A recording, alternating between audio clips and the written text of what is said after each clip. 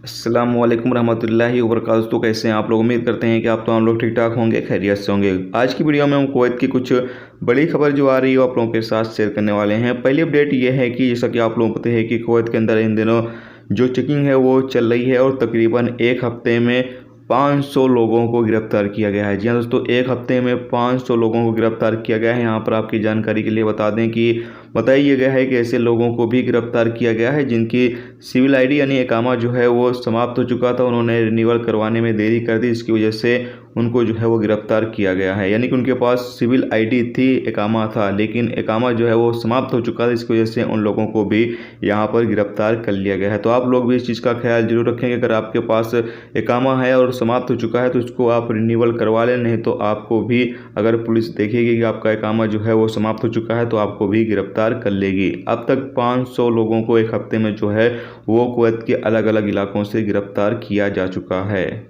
इसके अलावा अगली अपडेट ये है कि स्कूल जो है वो कुवैत में कल से शुरू हो रहे हैं। तो अल्हम्दुलिल्लाह जो स्कूल है वो कल से कुवैत के अंदर स्टार्ट किए जा रहे हैं। तो अब बच्चे जो हैं वो कल से स्कूलों में पढ़ाई करने के लिए जा सकते हैं। याद रहे कि वही बच्चों को यहाँ पर अलाउ किया जा रहा है जो कि वैक्सीन लगा चुके हैं, यानी जो बच्चे वैक्सीन लगवा चुके हैं वो तमाम बच्चे जो है स्कूलों में कल से जो है वो एंट्री कर सकेंगे और पढ़ाई जो है वो स्कूलों में आकर कर सकेंगे।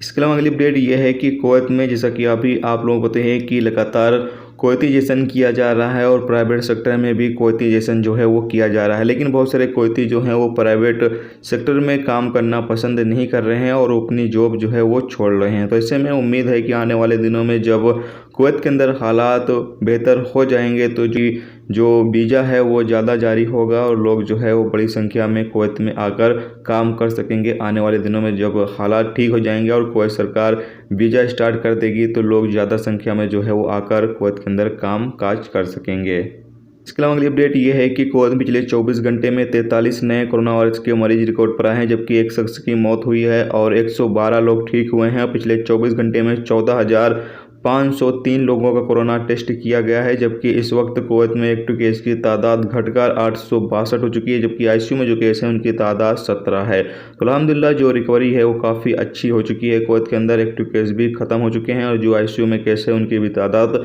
ख़त्म हो चुकी है और कोरोना वायरस के केस भी अब बहुत ही ज़्यादा कम हो चुके हैं। इसके साथ ही आपको बता दें कि जैसा कि बहुत सारे दोस्तों के मेरे पास सवाल ये आ रहे हैं कि भाई अगर हम कुवैत के लिए डायरेक्ट नहीं जाते हैं बल्कि कनेक्टिंग फ़्लाइट लेकर जाते हैं तो क्या हमारी एंट्री होगी या नहीं होगी। तो आपको बता दें कि आप चाहे डायरेक्ट जाएं या फिर आप कनेक्टिंग फ़्लाइट से जाना चाहते हैं तब भी आप जा सकते हैं। बस आपका जो डॉक्यूमेंट है वो पूरा मजबूत होना चाहिए, यानी कि आपका जो सिविल आईडी है और वो पूरा ठीक ठाक होना चाहिए और जो इम्यून एप्लीकेशन है उस पर आपका ग्रीन होना चाहिए, मोबाइल आईडी एप्लीकेशन जो है उस पर आपका ग्रीन होना चाहिए, यानी कि सब डॉक्यूमेंट जो है आपका रेडी होना चाहिए। तो आप कनेक्टिंग फ़्लाइट से भी कुवैत के अंदर एंट्री जो है वो कर सकते हैं। तो ये तो आज की कुवैत की कुछ बड़ी और इम्पोर्टेंट अपडेट जो आप लोगों के साथ शेयर की गई। तो उम्मीद करता हूँ ये वीडियो आपको पसंद आई होगी। पसंद आई वीडियो को लाइक और शेयर जरूर करें। चैनल पर नए हो चैनल को सब्सक्राइब कर लें, क्योंकि यहाँ पर आपको कुवैत के हवाले से जो भी ताज़ा अपडेट ताज़ा जानकारी होगी वो देखने को मिलती रहेगी। वीडियो देखने का दोस्तों बहुत बहुत शुक्रिया। अल्लाह हाफिज़।